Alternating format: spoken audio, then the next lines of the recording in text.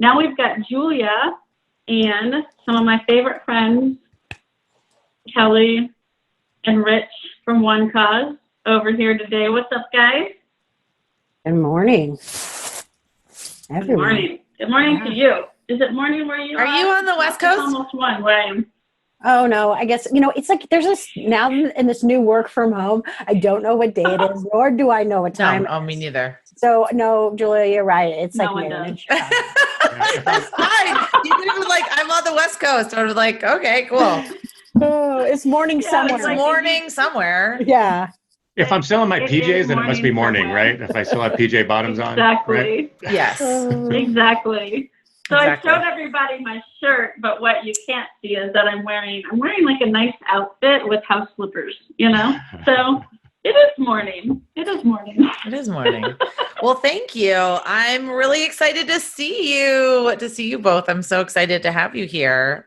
This is a topic that I get questioned on a daily, if not hourly, if not minute by minute basis in my inbox, in my DMs. And I just don't feel like I am an expert on virtual events. I feel like I know how to maybe participate in them, or I know a little bit about live streaming. But I think that, well, first of all, I wanted you both to introduce yourself. So why don't you both introduce yourself? Tell me a little bit about yourself. First things first, I was going to just jump right in. And then my first question for you is, really, like, how do you start? Where do you go? What happens? Like, your May gala is canceled. What are you seeing in terms of the first things people need to think about when they transition to virtual? Like, they're transitioning their on the ground event to virtual, but I'd love to have you guys both introduce yourself. Rich, why don't you introduce yourself? You go first. All right.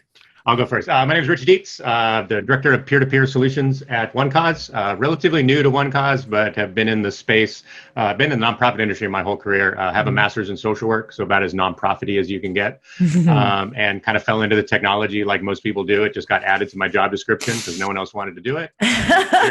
Here we are. I found out I loved it, and so now that's what I do. I help nonprofits with technology, specifically around peer-to-peer and online. So just like some of the folks were saying on the last session, like, I've been waiting for this for a long time, for more people to be like, hey, online is where it's at, because it's where it's at. So let's have that conversation. Yep. Now they're listening. Yeah. All right, Kelly. Okay. So I'm Kelly Velasquez-Hague. I'm the VP of Content Marketing at OneCause. That's just a fancy way of saying I get to talk and listen and have a pulse on what's going on. I also come from the fundraising industry, was a director of development for years. So just fascinated and passionate about how do we help nonprofits navigate and plug into what's going on today, and then how can that help them, transform or at least take a baby step in their fundraising towards digital and online and virtual. I think before we answer your question, and Sure. then I'm going to let Rich answer that, I want to set the stage for what is a virtual fundraiser. Yes. Because I think we're getting a lot of questions on what does that mean? Yes. And to boil it down, we're kind of looking at it in right now, I say 4 because tomorrow it could be 5 and it could be 6. We're evolving. This is a fast changing fundraising landscape. Virtual fundraising applies, virtual and online fundraising applies to people who want to take their gala, their auction, whatever event, they had a traditional event and need to move it online now. They need to pivot fast. Yep. It's also talking about people who want to do online appeals, online donations. That's, whether that was an event that now they need to take online. It applies to virtual peer-to-peer campaigns. How can we campaign using that peer-to-peer model, and connect with people and have people be our active fundraisers. Yep. It includes on-the-ground peer-to-peer events that now I can't do a run, walk, or ride. How do I take that virtual? So it's really a broad concept extending outside of just auctions and galas into that peer-to-peer space as well. Okay. So just to kind of reiterate the question, what would you say is the very first thing you need to consider when you realize that your gala is May is just around the corner, or even in June? What are you seeing? What are you telling people? What's the first thing they need to do when trying to move an in-person, like on-the-ground event virtual? Rich, why don't you take it? You take the stab, and then I'll layer in my take. All right, excellent. So my thing is, we had clients that have had to do this, very short notice. We had one of our clients, MICC. They had their event happen right as everything was going into quarantine. So their event was in 3 days, and they said, okay, well, we can't do the live event. What are we going to do? And they just pivoted. And so what I try to say is, don't focus on everything. Focus on what's your next best step. Like, what is your next best step? So we have some, like MICC ended up going virtual with their gala. They actually ended up doing a live stream using YouTube Live and just kind of had the gala. They had the program. They just kind of went with it. They had people log into Zoom. They had online fundraising. They did all that. We have other folks that say, the gala's not going to happen. We can't really recreate that. I can't do live stream. Let's just pivot to a different kind of campaign. So let's pivot to a campaign where we're just engaging people online, where we're showing some videos maybe that we've pre-recorded. So it's don't feel like you have to do everything a home run, right? Just focus on what I can do next. And sometimes that's just a smaller campaign for now. And we're going to be in this for a long time. So one of the ways I've been talking about it is, we all know what end of year fundraisings are, right? November and December, every nonprofit in the world is sending out 500 emails, and there's all this noise and all this chaos, and how do you stand out above the noise? That's going to be for the next 9 months. I mean, let's just be honest. We're going to have a second Giving Tuesday now. I mean, like in May, we're going to have another Giving Tuesday. That's just adding more noise on top. So what are you going to do to stand out from that crowd? And that term virtual is, what are you going to do online that maybe you didn't do in the past that's going to engage people while they're sitting at home? And then with that, I'll pass it over to Kelly, because she has a lot more experience on the gala side. I love that idea. Just to pull it out, what's the next best step? Mm-hmm. I love that. Thinking that way. All right, Kelly, what do you say? I've gone off video, just so you all know, because I'm getting some screen freezes. So you'll just have to listen to me. I look like in a virtual world. I would say that I agree with everything Rich said. I have on my practitioner hat though, when I'm talking to nonprofits, and I say things like, you need to first look at your timing, and you need to look at the criticality of your funding. And your funding cycles. And you need to say to yourself, how far into my other event was I? Mm-hmm. And do I need to continue down that path? And then boom, how can I make that pivot fast? And how can I get that event online? Right. If you've got more time, broaden your horizons. Mm-hmm. I think too, I feel like Lori and Lisa, I have coffee chats with them. I've never met them before, but a lot of the things they were talking about apply. And that is, what are you trying to achieve with that event? Yes. And do you have more time? Do you need to recreate it in its same format? Or as Rich said, can you do a different kind of online campaign? So exactly. Broadening your horizons. And if the answer to criticality is, we need this, then start fundraising. Yeah. Don't be afraid to get in there and fundraise in a different way. Keep your mission at the center. Julia, you and I talk about this all the time. But now's not the time for paralysis if your mission depends on those funds. Absolutely. Did we lose Kelly? No, can you hear me? Yeah. Yes. Okay. Yeah. Yep. Do you want to go, Kelly? You can take a stab at that. What? Which one? What would be the first thing you would say to a nonprofit that is never taken their in-person event virtual before? The first thing that I would say is anyone can do it. All the nonprofits that we've talked to right now, we're talking teams of 2 and teams of 3 pivoting in 2 to 3 days. Mm-hmm. That this does not need to be daunting. If you already have software, fundraising software, utilize it. Figure out how you can use it to go online. If you don't, as the session before, it needs to be a central piece to your digital pivot. Mm-hmm. I would also say there are plenty of free tools out there. We are seeing people use Facebook live stream, YouTube, Zoom. You name it, people are finding ways to extend their fundraising into the virtual world that anybody can know. And I will wrap up with one more thing. I think to this theme is Grandma Can Go Virtual. Mm-hmm. I said in the previous session, I just did my father-in-law's 83rd birthday on Zoom last week. They are all using this technology now to connect with their kids, their grandkids. The demographic shift has been fast and rapid. So don't be scared you're going to lose a swath of your demographic. Yeah, that was actually going to be my second question was, what do you say to people? And I get that as well. My donors are not online. 85% of my donors give via mail. they're never going to do an online event, but I think you handled that well. I mean, you said this is just the new reality we're facing. We're doing birthday parties. We're doing, we're doing holidays like Easter and Passover on Zoom. So people are getting on board, and people are, your donors are adapting. I mean, they're going to be forgiving. And I would say there's a difference between your donors are not online. Your donors are online. They might not be online with you right now because maybe you haven't given them a reason to be online with you. But I can tell you the fastest growing segment on Facebook is over 65, right? I call it the grandma effect. If they want to see pictures of the grandkids, they're getting on Facebook. Facebook's kind of like the gateway drug to everything online. Once they get on Facebook, then they're doing everything online. Ooh, and now we're seeing, we're seeing them on Zoom now. We're seeing them do, virtual birthday parties. And I've been talking to folks that are saying that they're more connected with their families now across the country via Zoom than they were before. They used to wait for the in-person meeting, and now they're getting on Zoom and singing happy birthday to their grandfather who's 85 years old. You know what I mean? So they are online, and this is actually, I think, increasing that tenfold. Now everyone's going to be online, so I don't think we can use that as an excuse anymore. Exactly. Absolutely. Exactly. And to the session before was, and to draw that point into this is, every generation is today's consumers. So, what I tell people is Amazon's your grandma's best friend, in the sense that if she can use Amazon and you've picked the right technology, your giving experiences should be as easy as that transaction. And so, don't get scared around technology. Think about how they're using it in their everyday life, and make sure that your giving experience, including taking your virtual event online, is as easy as that. Exactly. And the statistic that gets thrown around all the time that I'm sure you've heard is the Blackbaud statistic of 8.5% of all giving is done online. But then if you look at the US Department of Commerce, e-commerce only represents 9% of all sales.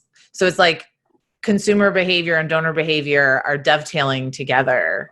And they're definitely following trend. And think about how much we purchase online. So, and I also think you're right. It might be your own experience that's terrible. And that might be why people are not giving to you online. Is it frictionless? Is it easy? Does it take forever to load? Is there 20,000 forms? Do I have to give my firstborn child when I do that? So I think that's interesting. So, well, that leads me to my next question. And I'll give it to you, Rich.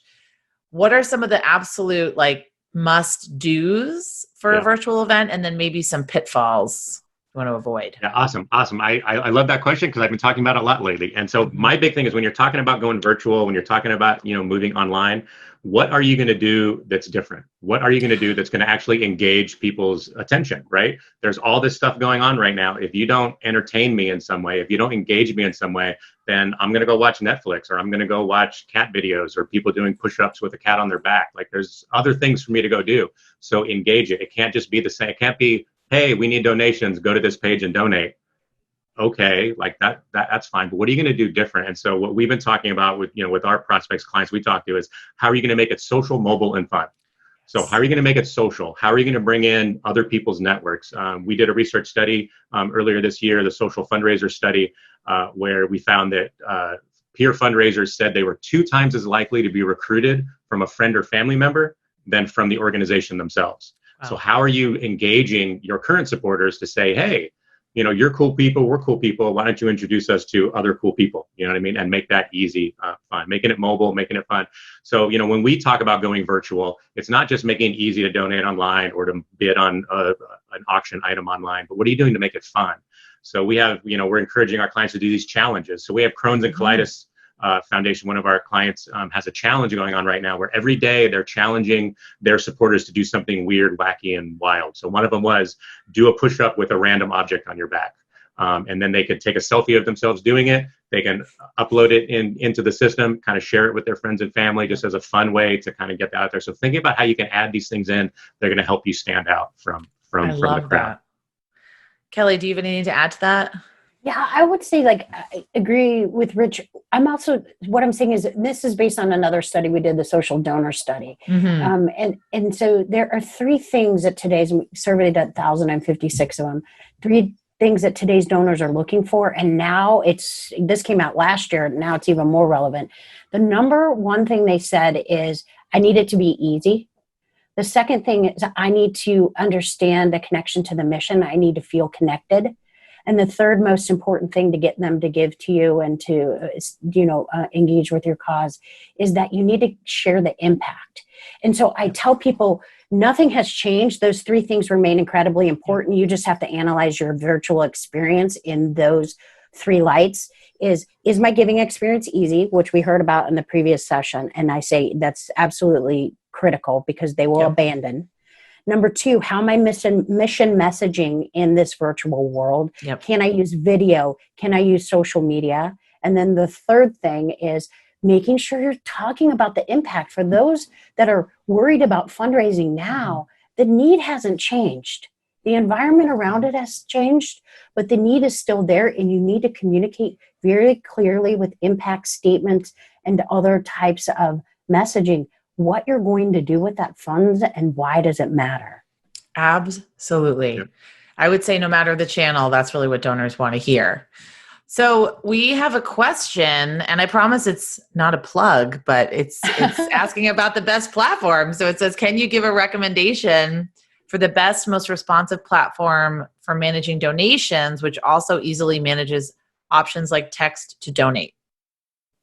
I would probably say OneCause. Yeah, I mean, obviously, I'm going to be biased. Right. I think OneCause, but it's what we're talking to nonprofits about every day, and some of the things I talk about is how are you going to make yourself unique? How are you going to create some unique challenges, some unique things for them to do? That's something that we have built into our platform. So obviously, we would want you to talk to us, but there's other ways to do it, and we try not to talk about our platform too much when we're doing things like this, because we just want to help nonprofits get out there and raise more money and continue with their mission. So obviously check us out, but look at others as well and listen to others. Yeah.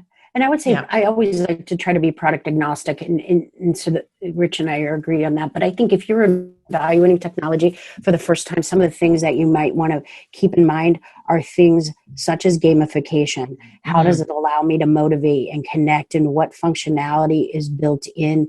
Because you're going to have to find ways to motivate people in this virtual world. You don't have 5 hours now anymore, whether you're hostage in a ballroom or whatever the on the ground component was. You're probably going to have longer, so you need to find ways to sustain the momentum. Gamification. I would also say, what kind of messaging capabilities are within your platform? Can I reach and communicate with my donors? And then, Julie, a big area that you and I talk about is what kind of social media integrations are there, because you've got to connect with networks now. And so you need to be able to click buttons and post things pretty seamlessly. Yep. I would also look for things like unlimited use. If I'm going to invest in technology now, can I use it more than once? Because I don't know how long this is going to last, and I want to be able to get my money's worth. Is it mobile optimized? Does it look good on phones? Because everybody's sitting around their living rooms right now, cruising on their phones. Yep. So that leads me, I know we want to do a break, Taylor, but I love this question. What are your favorite suggestions for easy third-party streaming platforms? Zoom, Facebook Live, YouTube. YouTube Live. Yeah, YouTube Live. That's what we're seeing. We're seeing people get super creative. Any of those. Have you used StreamYard? No. I use BeLive TV for Facebook Live and StreamYard, but mostly it's just Zoom to broadcast to Facebook Live or YouTube Live. Okay, great. Do you want to wrap this up, I just used Taylor? StreamYard last week. It was good. Yeah. I'm here. Let me turn my camera back on. Your camera's on. Because guess what? You've got two cameras. Yeah. Steve Buscemi. I've got Zoom. Here's the non-Zoom background. I turned them both on. All right. Well, I told you I was in a lot of places. So we got the close-up and the far-away shot. I love it. Yeah, there's a lot of me. So it's because I've got my phone and I've got my computer and I've got a lot of different things running. But I got Steve. Thank you, Julia, for sending that. I also have my porch in the background on the camera too. Couple things I'll say. First off, OneCause is totally an amazing platform. It really is a very innovative platform, and I really like what you guys are doing there. And so another plug for you guys. Y'all are a great team. So highly recommend the OneCause platform. I'll also say we just put out, the Firefly team, we just put out our annual tool guide that runs down on 13 different nonprofit technologies for fundraising and peer-to-peer and all of this stuff. So if you go to the fireflypartners.com website, you can download that guide too, and it just gives you our kind of view on a lot of different options. So go check that out. Really good discussion, guys. I loved what you had to share. Thank you. Thanks, guys. I think you're so right about different generations, and that was something that I started finding particularly a few years ago. My husband's grandmother was on Facebook all the time. Yeah. And that's how, oftentimes she would talk to me, and send me stuff on Messenger and whatnot. And so, just breaking down those walls and realizing that there are ways online to connect with people is really important. So, Yes. Yep. All right. Are we up Thank for you both. right now? So thank you, Rich. Thank you, Yes. Kelly. Awesome Thanks, to see guys. you guys.